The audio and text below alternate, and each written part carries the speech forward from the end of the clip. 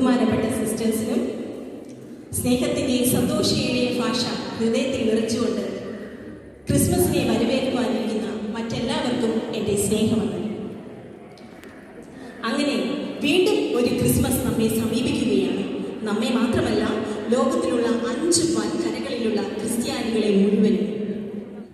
ഗൃഹങ്ങളിൽ, ദേവാലയങ്ങളിൽ, ചാനലുകളിൽ എല്ലാം ക്രിസ്മസിന്റെ സുന്ദര സന്ദേശങ്ങൾ നിറഞ്ഞു നിൽക്കുകയാണ്. ഇത്ര പ്രാധാന്യമുള്ള, ഇത്ര ജനസ്വാധീനമുള്ള മറ്റൊരു മഹാ അത്ഭുതം ഈ ലോകത്തിൽ ഉണ്ടായിട്ടില്ല എന്ന് തന്നെ പറയാം.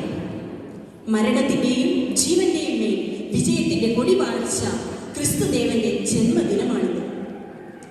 ഉച്ചപ്പാടില്ലാത്ത ജനം, അപ്പത്തിന്റെ നാടായ പാലസ്തീൻ നാട്ടിൽ ദൈവത്തിന്റെ കുഞ്ഞാണ് ഭൂജാതനായി.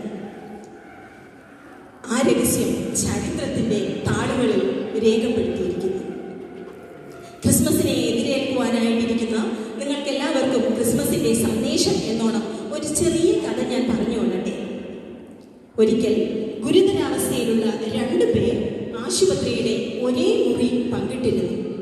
അതിൽ ഒരാൾക്ക് മാത്രം ദിവസവും 1 മണിക്കൂർ തൻ്റെ കിടക്കയിൽ എഴുന്നേറ്റിരിക്കുവാനുള്ള അവകാശമുണ്ടായിരുന്നു. അദ്ദേഹത്തിന്റെ കിടക്ക ആ റൂമിലെ ജനാലയുടെ അരിയിലായിരുന്നു. എന്നാൽ ദിവസം മുഴുവൻ തന്റെ കിടക്കയിൽ നിന്ന് ഒന്ന് എഴുന്നേൽക്കുവാൻ പോലും പറ്റാതെ കിടന്നിരുന്ന അയാളോട് ഇദ്ദേഹം വിശേഷങ്ങൾ ചോദിച്ചറിഞ്ഞു. കിടക്കയിൽ ഇരുന്നു കൊണ്ട് ജനാലയിലൂടെ നോക്കി പുറത്തു കണ്ട മനോഹര കാഴ്ചകളെല്ലാം വിവരിക്കാൻ തുടങ്ങി. അരയന്നങ്ങൾ നീന്തുന്ന തടാകവും, തടാകത്തിനടുത്തുള്ള പൂന്തോട്ടവും, പൂന്തോപ്പിലെ മനോഹരങ്ങളായ പൂക്കളും, അവയുടെ ഇടയിൽ കൂടി കൈകോർത്തു പോകുന്ന പ്രണയികളുടെ കണ്ണിലെ കുസൃതി വരെ അദ്ദേഹത്തിന്റെ വർണ്ണനയിൽ ഉണ്ടായിരുന്നു. ദിവസങ്ങൾ കടന്നുപോയി. എല്ലാ ദിവസവും ഈ 1 മണിക്കൂറിനായി അദ്ദേഹം കാത്തിരുന്നു ഈ ലോകത്തെക്കുറിച്ചറിയാൻ, ലോകത്തിന്റെ സൗന്ദര്യത്തെക്കുറിച്ചറിയാനായിട്ട്. പക്ഷേ ഒരു ദിവസം പ്രഭാതത്തിൽ തങ്ങളെ ശുശ്രൂഷിക്കാനായി എത്തിയ നേഴ്സ് കണ്ടത് ജനാലയിൽ അരികിലേക്ക് ഇടുന്നിരുന്ന ആൾ ഉറക്കത്തിലെന്നോണം ശാന്തനായി മരിച്ചു കിടക്കുന്നതാണ്. സുഹൃത്തിന്റെ മരണത്തോടെ ഏകനായ അയാളുടെ ആഗ്രഹപ്രകാരം ജനലിനരികെയുള്ള കിടക്കയിലേക്ക് അദ്ദേഹത്തെ മാറ്റി.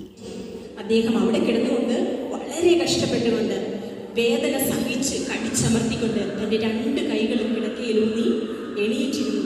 ആ മനോഹരമായ ലോകം ആ ജനാലയിലൂടെ പുറത്തേക്കൊന്ന് കാണാൻ. പക്ഷേ അദ്ദേഹം അമ്പരന്ന് പോയി. ആ ജനലിനപ്പുറത്ത് ഒരു കൂറ്റൻ മതിൽ മാത്രമേ ഉണ്ടായിരുന്നുള്ളൂ. ആ കാഴ്ച കണ്ട അമ്പരത്തോടെ അദ്ദേഹം തന്നെ ശുശ്രൂഷിക്കാനെത്തിയ നേഴ്സിനോട് കാര്യങ്ങൾ അന്വേഷിച്ചപ്പോഴാണ് അദ്ദേഹം മറ്റൊരു സത്യം കൂടി അറിയാനിടയായത്.